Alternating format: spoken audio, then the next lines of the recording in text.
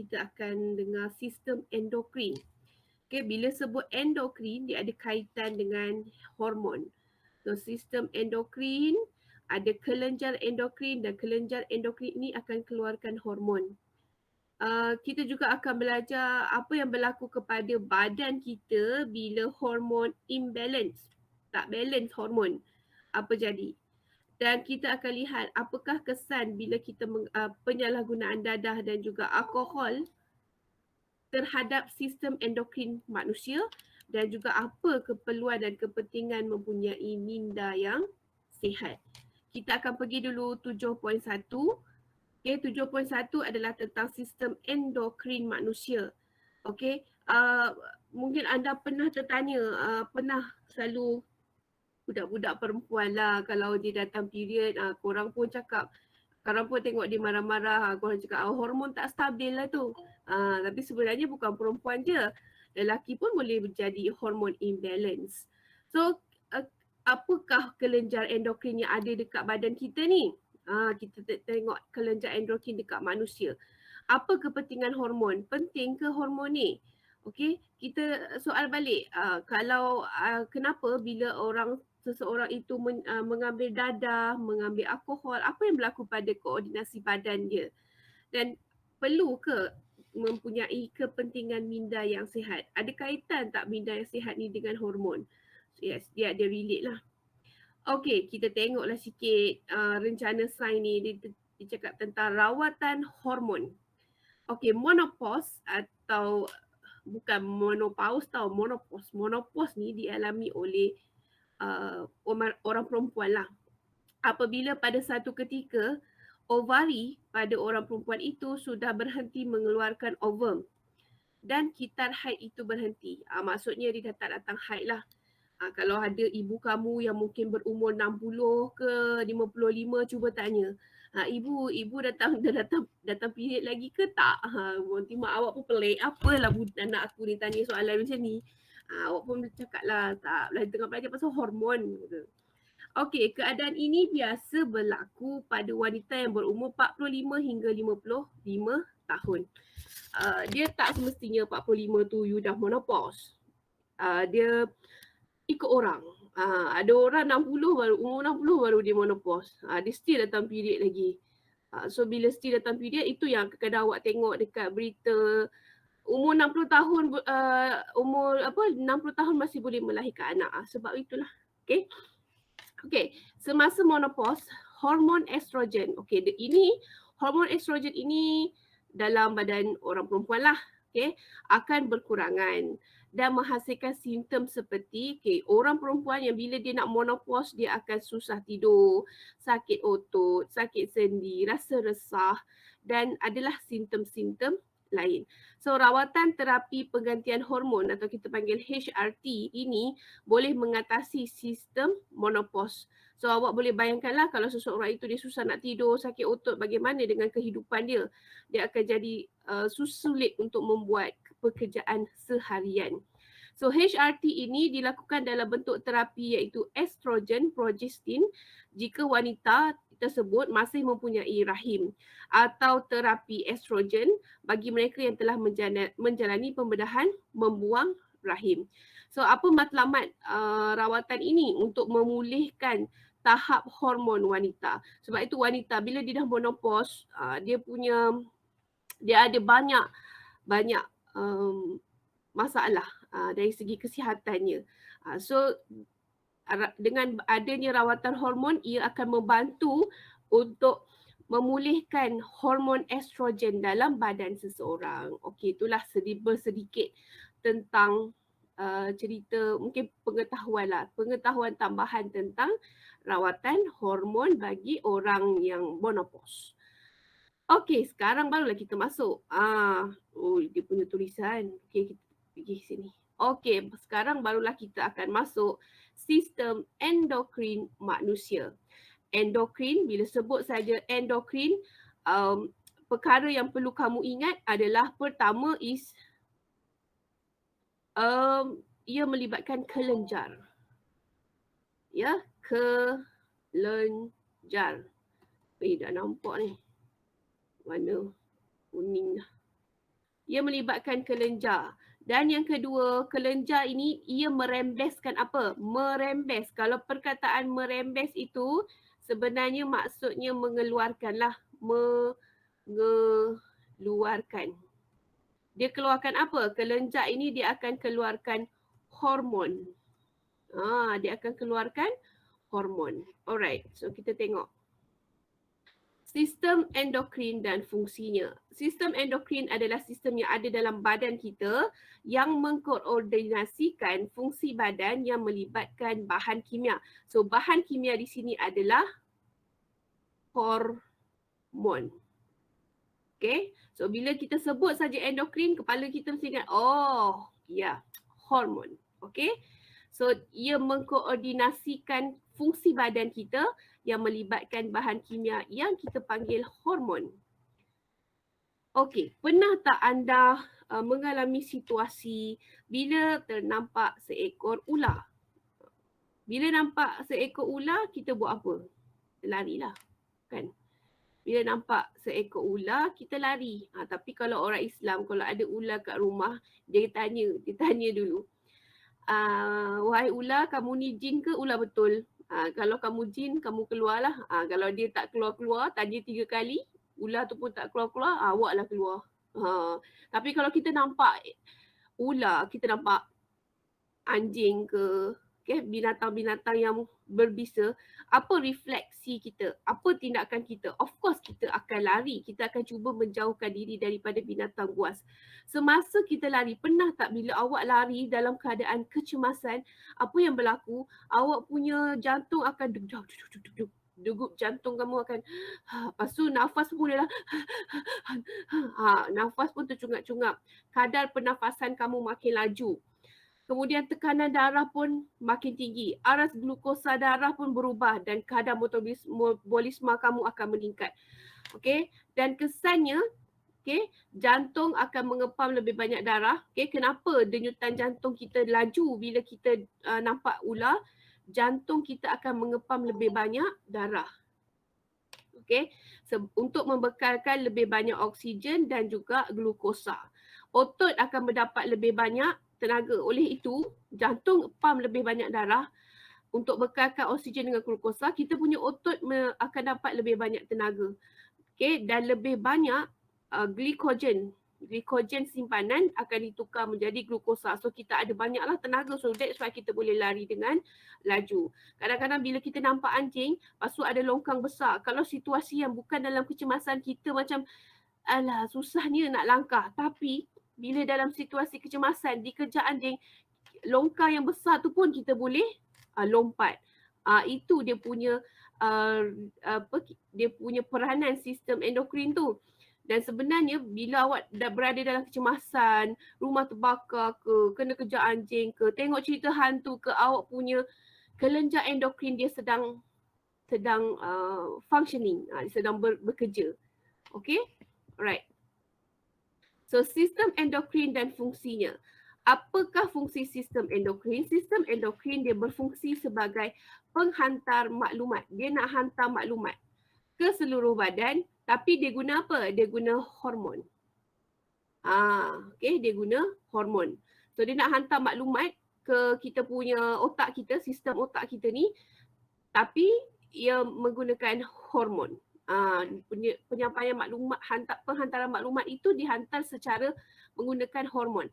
Dan apakah itu hormon? Hormon adalah bahan kimia organik. Bahan kimia organik yang dirembeskan.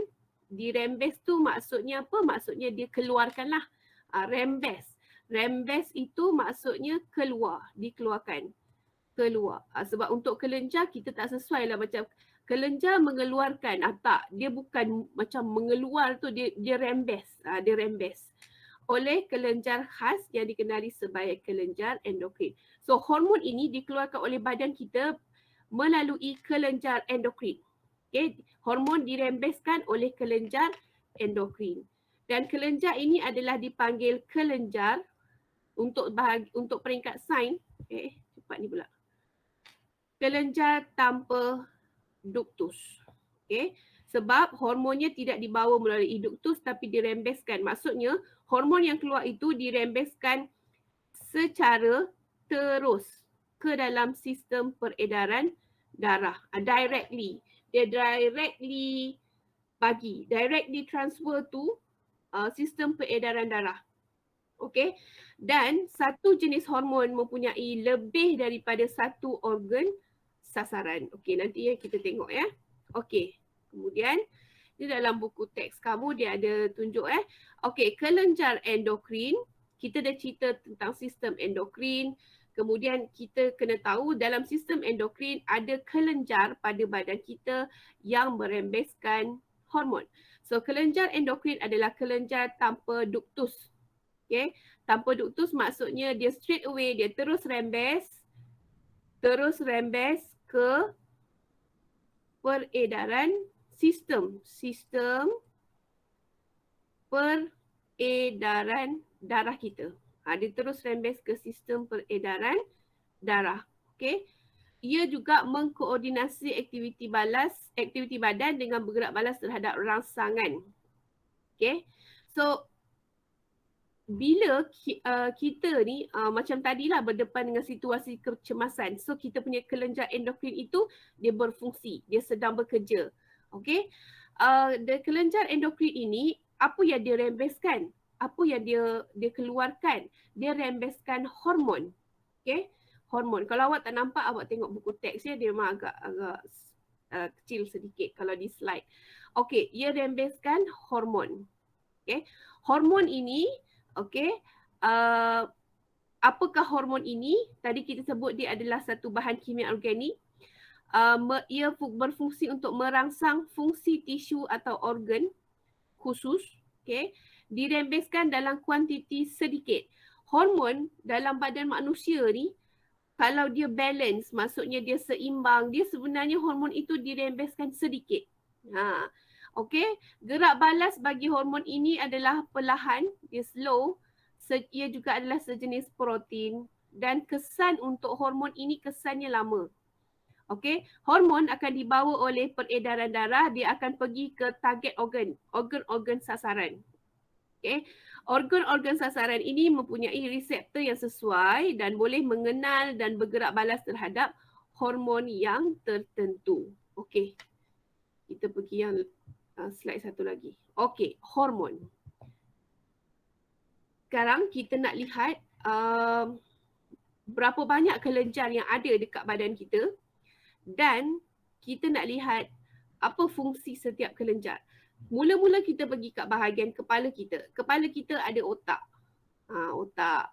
Okay, yang dilindungi oleh tengkorak. Okey, dalam otak ni dia ada satu kelenjar yang kita panggil pituitari. Pituitari ni letak kat mana? Dekat di bawah cerebrum. Di bawah cerebrum. Okey, kalau awak ingat bahagian otak kita ada ini cerebrum, iaitu bahagian otak yang mengawal tindakan, boleh kawal tindakan seperti berfikir, tu dikawal oleh cerebrum. So dekat bawah cerebrum ni ada satu kelenjar dipanggil pituitari. Pituitari. Kelenjar ini juga dipanggil sebagai kelenjar induk. Okey, kelenjar induk ni maksudnya master lah, dia sifu lah.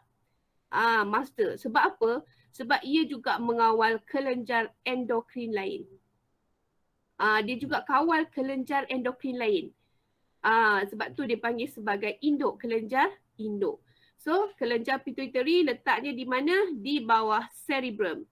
Okey, ia juga dikenali sebagai kelenjar induk sebab ia juga mengawal kelenjar-kelenjar yang lain. So this is the first one, iaitu kelenjar pituitary. Pituitary. Okay, next one. Okay. Belum lagi. Okay. Alright. Tadi dah pituitary. Dia pergi ke ovari pula. Tak apalah. Cikgu nak pergi kat trachea dulu. Ikut je lah slide ni. Okay, sekejap. Cikgu nak pergi. Okey, lepas tu dekat kita punya, daripada kepala kita turun bawah pergi ke trachea. Kita punya ni, tekak ni, tapi bahagian tekak ni. Tapi bukanlah kita panggil tekak Dia kata maksudnya dekat bahagian kita punya thyroid. Dekat bahagian leher ni. Ada kita panggil kelenjar thyroid. Ni yang kedua. kelenjar thyroid. Okey. Nampak ni bentuk dia.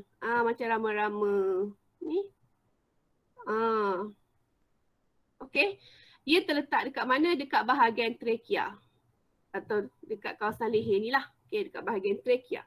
So itu kelenjar thyroid. Okey, yang ketiga. Dekat mana? Okey, daripada trachea kita turun bawah sikit. Dekat kiri dan kanan iaitu kita punya ginjal. Okey, pada ginjal, okey, ada di atas ginjal ni ada kelenjar. Kelenjar ini kita panggil sebagai kelenjar adrenal. Iaitu ia berada di atas ginjal. So dah 3 kelenjar dah awak tahu. Mula-mula pituitary, thyroid, lepas tu adrenal. Alright, yang keempat. Okay, ni tadi kelenjar thyroid tadi kat sini. Dekat kita punya trachea di sini Alright.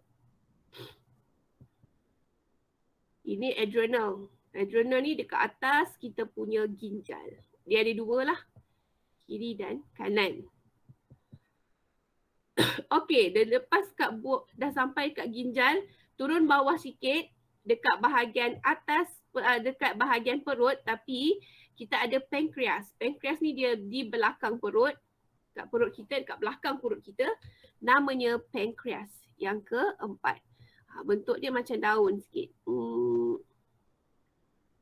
Pankreas. Okey, pankreas. Okey, apa nama hormon yang dikeluarkan oleh pankreas? Nanti kita tengok. Dia ada kaitan dengan, kalau awak pernah dengar perkataan insulin. Okey, itu pankreas. Okey, kita nak kenal kelenjar dululah, bukan nama hormon dulu. Kita kenal kelenjar dulu. Okey, bagi orang lelaki, ia mempunyai sepasang testis yang dilindungi oleh skrotum.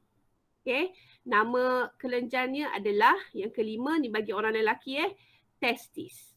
Okey, testis. Bagi orang perempuan, perempuan pula dia mempunyai sepasang ovari yang terletak di dalam ruang pelvis. Okey, ruang pelvis. So di mana? Dekat sini. Ovari. Okey, untuk orang perempuan kita ada dia punya kelenjarnya adalah ovari.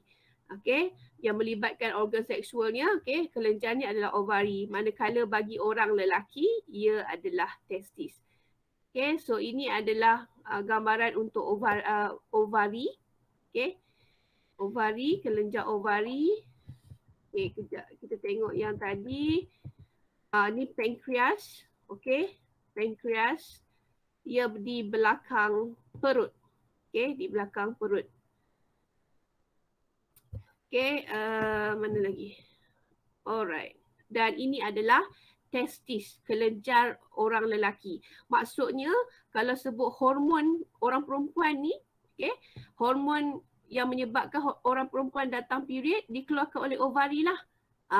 Okey. Dan juga untuk orang lelaki testis. Kalau testis dia tak adalah keluarkan hormon yang menyebabkan dia period. Sebab orang lelaki tidak period ya. Okey.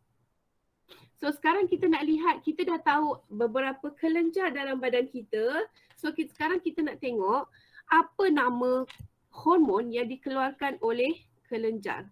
Apa nama hormonnya?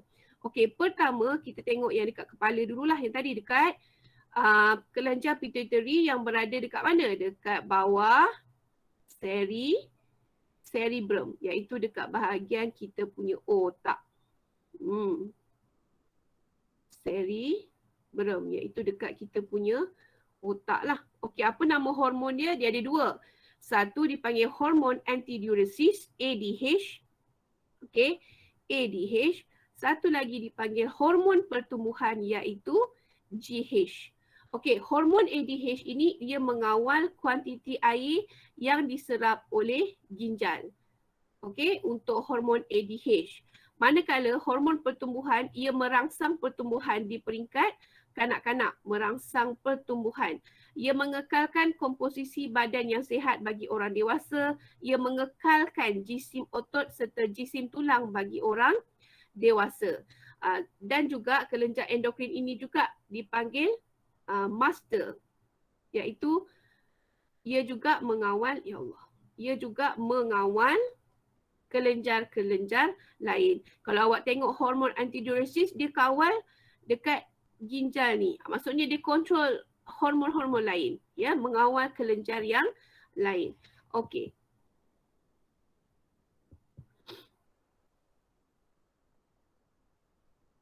Next one kita lihat yang kedua, iaitu kelenjar thyroid. Kelenjar thyroid yang berada dekat kita punya dekat trachea. Okay, bahagian leher. So bila ingat kelenjar thyroid, ingat bentuk dia tu macam rama-rama. Macam rama-rama macam tu. Okay. So nama hormon yang dikeluarkan oleh kelenjar thyroid adalah thyroxina. Thyroxina. Apa fungsi thyroxina? Ia mengawal kadar metabolisme badan. Okay, kadar metabolisme badan. Setiap orang ni, setiap antara kita ni, kadar metabolisme badan kita tak sama. Ada orang kadarnya tinggi, ada orang kadarnya rendah. Okey, mengawal pertumbuhan dan perkembangan fizikal, mental dalam kanak-kanak. Okey, itu hormon thyroxina. Okey, yang ketiga kita lihat satu lagi hormon iaitu kita lihat satu lagi kelenjar tadi iaitu kelenjar adrenal yang berada di atas ginjal.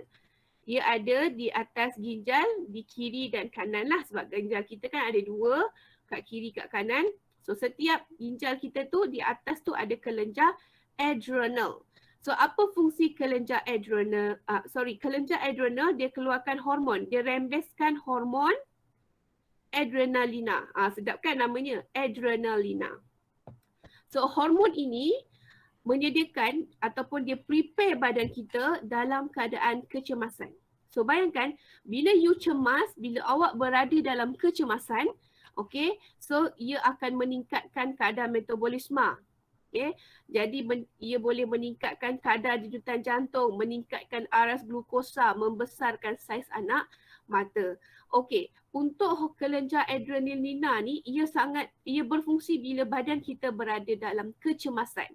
So bila kamu tengok cerita hantu ke, bila kamu rasa cemas, nampak artis favourite kamu kan, Lee Seung Gi ke, Lee Min Ho ke, awak kan akan macam shaking, awak akan menggigil, menggeletar macam dalam keadaan kecemasan, macam lepas tu nafas pun, begitulah. Cuba awak relate dengan kehidupan harian, sekiranya seseorang itu mengalami mental tidak sihat, dia sentiasa berada dalam cemas, risau, takut. Bayangkan berapa banyak hormon adrenalina akan keluar dalam badan dia. Dan kita dah belajar tadi, hormon yang sihat dia akan kena keluar sedikit. Bayangkan kalau orang itu sentiasa saja berada dalam kecemasan, sentiasa berada dalam ketakutan, maka hormon ini dia akan keluar banyak. Cuba fikir, adakah orang ini sihat ataupun tidak? Okey, cikgu tinggalkan awak dengan soalan itu. Okey. Okey, ini adalah antara simptom kalau hormon adrenalina meningkat. Ni anak mata membesar, glukosa kita meningkat, kadar glukosa meningkat, jantung berdegup laju. Okay, so next one. Pankreas. Pankreas adalah kelenjar yang keempat yang berada di belakang perut. Di belakang perut. So kelenjar ini ia merembeskan hormon yang kita panggil insulin. Insulin. So bila sebut insulin, automatik awak mesti pernah dengar aras glukosa dalam darah. Okey, apa fungsi insulin? Ia adalah untuk mengawal aras glukosa dalam darah dengan menukarkan glukosa yang berlebihan kepada glikogen untuk disimpan di dalam hati. Okay, alright, itu fungsi insulin. Ni insulin. Okay, yang kelima. Okay, ini untuk specifically hanya untuk orang perempuan. Girl lah, for a girl. Ovari dekat orang perempuan, iaitu bahagian organ seksual orang perempuan. Ovari ini ia merembeskan dua jenis hormon. Satu kita panggil estrogen, kedua kita panggil progesteron. Estrogen adalah hormon, nama hormon dia ni nama hormon Hormon orang perempuan yang namanya estrogen ini, ia mengawal ciri seks sekunder perempuan seperti perkembangan payudara dan pembesaran pinggul. Maksudnya orang perempuan, kalau awak lihat kanak-kanak perempuan bila dia sudah mula datang period, hormon estrogen dia sudah functioning, kita akan lihat payudara dia besar, pinggul dia besar, okey, dan ia merangsang penghasilan ovum. Maksudnya dia dah datang period lah. Bila datang period dia akan menghasilkan ovum. Dan ia juga, estrogen ini juga penting untuk menyediakan uterus untuk penempelan embrio. Kalau berlakunya persenyawaan kan, okey, estrogen ini penting untuk menyediakan uterus untuk penempelan embrio. Okey, yang progesteron pula, progesteron adalah penting untuk mengekalkan ketebalan dinding uterus untuk penempelan embrio. Itu adalah fungsi progesteron. Dia kena maintain ketebalan dinding uterus. Uterus ni ada kaitan rahim lah, mengekalkan ketebalan dinding rahim atau dinding uterus untuk penempelan embrio. Sebab tu kadang-kadang ada perempuan yang gugur, kandungannya gugur disebabkan oleh kekurangannya hormon progesteron. So dia relate di situ. Alright, untuk orang lelaki pula, okay, ni orang perempuan ya, dia punya kelenjar, gambaran lah, gambaran. Okay, untuk orang lelaki pula, sorry ini progesteron lagi. Okay, untuk orang lelaki pula, ia merembeskan testis pada organ seksual orang lelaki, ia merembeskan hormon testosteron. Orang lelaki jangan kecil hati. Testisnya dia keluarkan satu je hormon. Orang perempuan tadi dua, progesteron dengan estrogen. Lelaki satu sahaja. Okey. Apakah fungsi hormon testosteron? Mengawal perkembangan ciri seks sekunder lelaki. Kan orang lelaki bila ia sudah akhir balik, nampak dia sudah ada tumbuh misai. Dulu kalau masa sekolah rendah suaranya je. Tapi bila dah besar, halo, Assalamualaikum semua, garau. Maksudnya dia sudah matang, sudah akhir balik. Dan ia testosteron berfungsi juga untuk merangsang penghasilan sperma. Okay. Alright. So ia ada kaitan juga kalau macam orang lelaki itu mandul kan, so ada gangguan pada hormonnya lah, testosteron. Dia tak boleh hasilkan sperma kalau lelaki itu mandul kan. Okay. Alright. Ni. So bila dah ada hormon testosteron ni, orang lelaki tengok bermisai, berjambang, dah tumbuh, suara dah garau ya. Okey. Apakah punca dan kesan ketidakseimbangan hormon kepada kesihatan? Macam kita tahu, hormon ni kena ada dirembeskan dalam kuantiti yang sedikit. So what are the effects kalau hormon tu tiba-tiba rembes terlalu banyak? Apa yang berlaku kepada kita? Kenapa boleh jadi hormon imbalance? Kenapa? Seperti mana kita tahu, hormon adalah bahan kimia organik. Bahan kimia organik yang mempunyai peranan dalam setiap fungsi tubuh. Dan kadar rembesan hormon mestilah seimbang dengan fungsinya. Kalau lebih hormon dirembeskan pun akan datang masalah. Kalau kurang sangat hormon pun datang masalah. Walaupun hormon tu dalam kuantiti yang sedikit, tapi ada juga orang dia rembeskan sangat sedikit. Dia akan menyebabkan ketidakseimbangan hormon imbalance. Okay? Dan ketidakseimbangan hormon inilah yang boleh menyebabkan penyakit. So, apa puncanya? Dia boleh terjadi sebab gaya hidup. Antara sebab ketidakseimbangan hormon adalah pertama, gaya hidup, pemakanan tidak sihat ataupun terdedah kepada sinaran berbahaya. Okey, kekurangan hormon tiroksina contohnya boleh menyebabkan kadar metabolisme rendah, cepat letih. Kalau orang itu kadar metabolismenya rendah, dia cepat letih, kan? Tak tahan sejuk. Perkembangan fizikal dan mentalnya terbantut pada kanak-kanak. Okey, dan juga kurang tenaga pada orang dewasa, kita panggil myxedema. Dan juga cenderung menjadi gemuk ataupun kita panggil satu lagi adalah menjadi goiter. Goiter tu maksudnya dia ada pembengkakan dekat dia punya trachea. Okay, sebelum tu kita nak buka dulu buku proses skill. Ada tak dekat kamu buku proses skill? Sekejap. Cikgu tak tahu ada ke tak ada ni. Buku proses skill. Okay, cuba buka muka surat sekejap ya. Okay, pergi bab 7. Alright. The text. Sekejap ya. Okay. Nak label dulu. Okay. Okay, mari kita buat sama-sama dulu. Hari ni cikgu nak awak kenal dulu kelenjar. Kelenjar bagi setiap hormon ya. Okay. Kita nak buat yang ni dulu. Yang nombor ni je dulu. Nombor 1 je dulu ya. Okay. Nombor 1, dia tanya apakah itu kelenjar endokrin. Apa tu kelenjar endokrin? Okay, kelenjar endokrin adalah kelenjar tanpa duktus. Apa maksud tanpa duktus? Okay, tanpa duktus ini maksudnya adalah hormon itu dirembes terus ke, okay, cikgu tulis sini hormon dirembes terus ke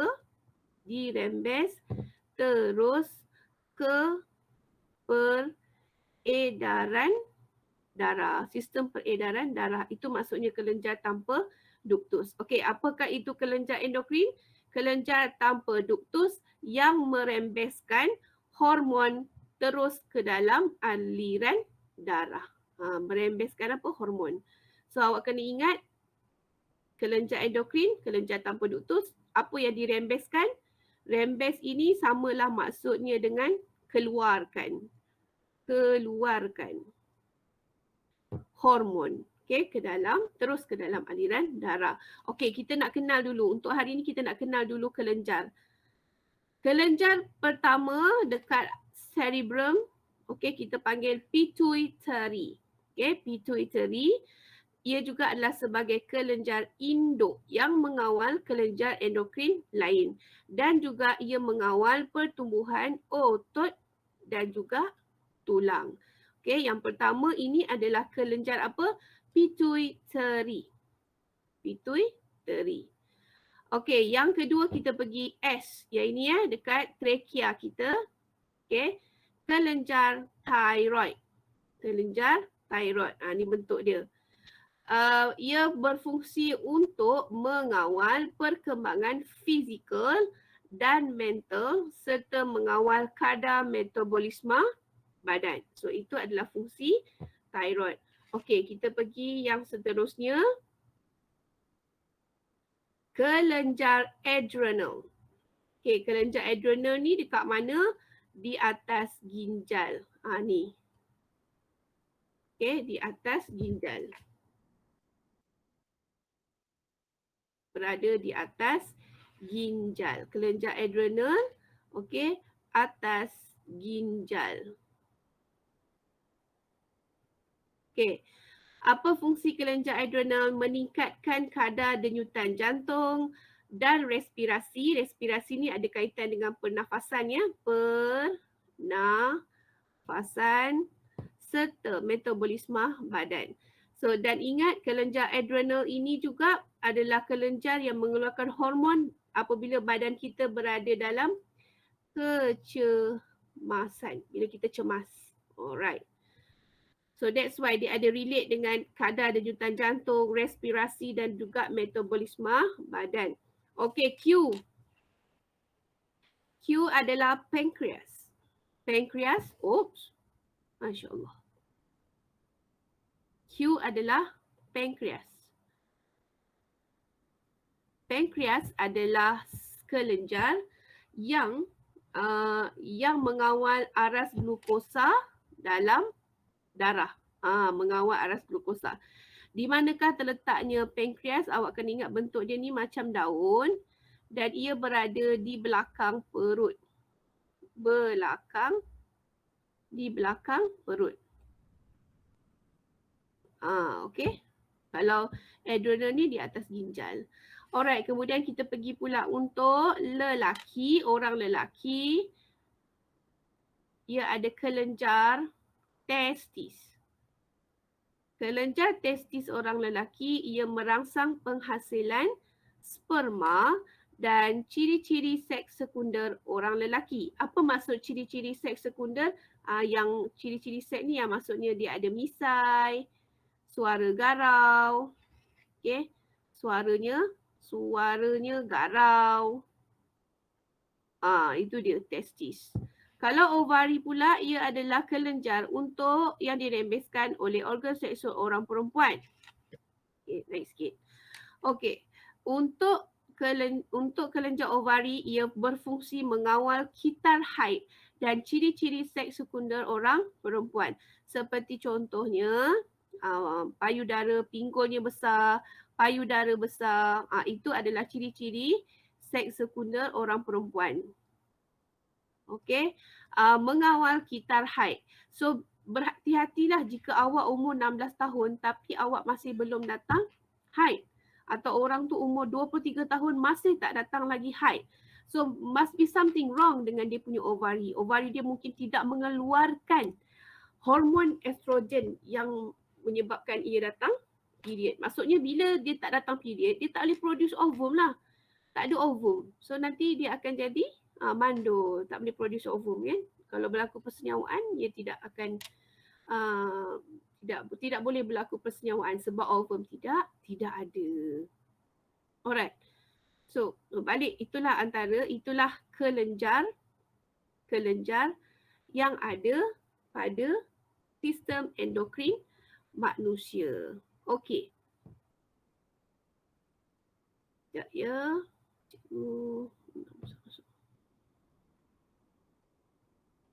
Sekarang barulah kita nak masuk yang ni tadi.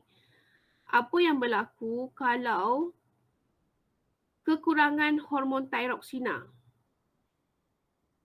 Macam cikgu cakap tadi, hormon ni kena balance. Kalau tak balance, there must be something wrong dengan kita. Ada yang tak kenalah dengan kita. So kalau, dan juga hormon ni dia tak boleh terlalu kurang, dia tak boleh terlalu juga banyak. So dia kena balance. Alright, kalau hormon thyroxina kurang, dia menyebabkan kadar metabolisme badan rendah, cepat letih, okay? Tidak tahan sejuk, perkembangan fizikal dan mental terbantut bagi kanak-kanak, okay? Dipanggil kretinisma. Iaitu dia punya fizikal dan mentalnya terbantut bagi kanak-kanak kalau dia kekurangan hormon thyroxina. Kurang tenaga bagi orang dewasa dipanggil myxedema, cenderung untuk menjadi gemuk dan juga penyakit yang kita panggil goiter. Okey. Hormon thyroxina yang lebih pula, kalau terlebih pula hormon thyroxina dekat kita punya kelenjar thyroid ni, masalah juga. Ia akan menyebabkan kadar metabolisme tinggi. Contohnya ada orang dia cepat sangat berpeluh. Ada orang yang cepat berpeluh. Dia punya jalan sikit je cepat berpeluh. Itu maksudnya kadar metabolismenya tinggi. Okey, cepat berpeluh, sentiasa rasa panas. Orang lain sejuk, dia je panas. Okey, lepas tu sukar tidur dan kuat selera makan. Cenderung menjadi kurus. Sebab itulah bahaya juga ni. Kuatnya awak tengok kawan awak kurus tapi dia kuat sangat selera makan. Makan aja tapi tak gemuk-gemuk. Awak rasa untungnya jadi macam dia kan. Makan banyak tapi tak gemuk-gemuk. Itu juga akan menjadi masalah sebab sebenarnya something wrong dengan hormon thyroxina. Dia ada hormon dia dirembes secara berlebihan. Sebab itulah dia cepat berpeluh kan. Dia susahlah nak gemuk sebab cepat berpeluh tapi dia cenderung menjadi kurus. Pembesaran kelenjar thyroid, bola mata menonjol keluar. Macam dalam gambar ni bola mata ni. Nampak ni, bola mata menonjol keluar.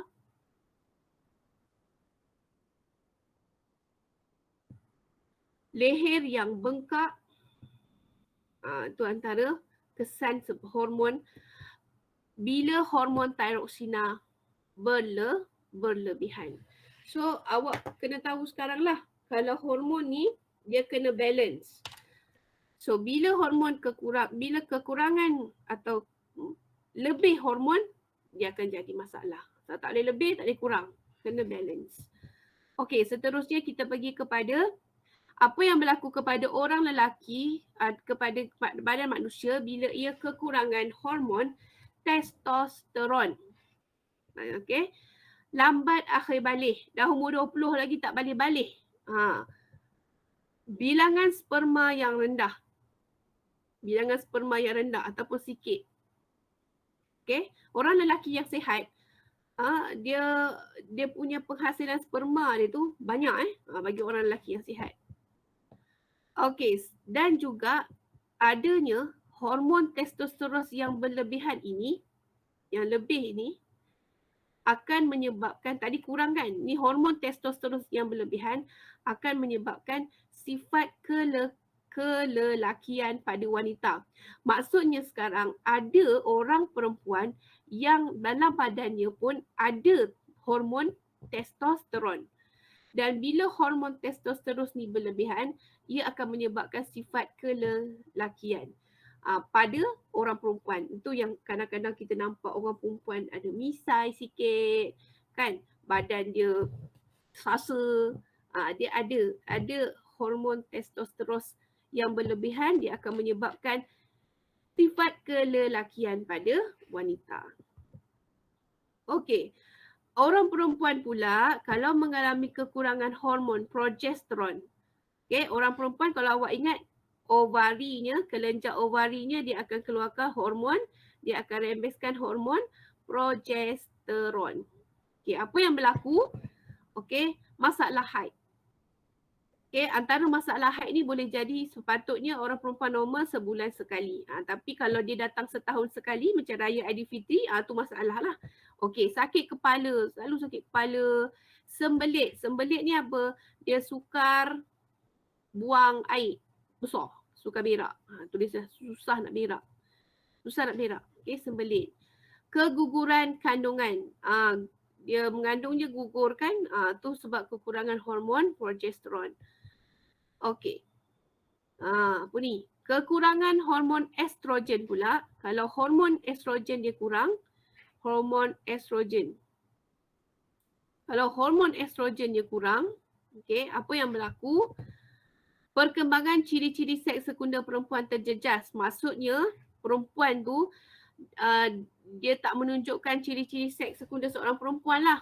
Payudara dia lepeh, pinggul dia tak besar, tu. Okey. Manakala hormon estrogen yang berlebihan pula, kalau kurang hormon estrogen, perkembangan ciri seks sekundernya terjejas. Kalau lebih pula, lebih pula, yang ini lebih, yang ini kurang. Kalau kurang pula hormon estrogen akan menyebabkan sifat keperempuanan pada lelaki. Okey, pada lelaki pun ada hormon estrogen. Kalau pada orang lelaki tu hormon estrogen dia terlebih, dia ada sifat keperempuanan pada lelaki. Okey, seterusnya cikgu pergi lagi sikit lah. Lagi 2 minit lagi. Okey, seterusnya kalau kekurangan hormon pertumbuhan. Hormon pertumbuhan ni adalah hormon dekat kita punya otak lah, dekat bahagian cerebrum ya. Okey, apa yang berlaku kalau kekurangan? Kurang merembeskan hormon pertumbuhan akan menyebabkan kekerdilan. Seorang kerdil yang awak lihat tu sebenarnya ia ada gangguan pada hormon pertumbuhan di mana hormon pertumbuhannya kurang dirembeskan oleh kelenjar pituitary. Bila kurang dia akan menyebabkan kekerdilan.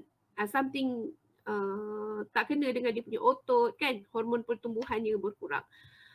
Hormon pertumbuhan yang berlebihan pula, kalau lebih pula hormon pertumbuhan dekat kelenjar pituitary ni, dia akan menyebabkan pertumbuhan yang tidak terkawal dan menyebabkan akromegali ataupun kita panggil kegergasian. Nanti jangan awak cakap pula orang gemuk ni hormon pertumbuhan dia lebih. Kegergasian ni maksudnya pernah tak awak lihat manusia yang paling tinggi di dunia berapa 200 berapa meter dia. Maksudnya dalam badan dia tu hormon pertumbuhan dekat kelenjar pituitary dia sangat banyak dirembeskan. Okey, kegergasian.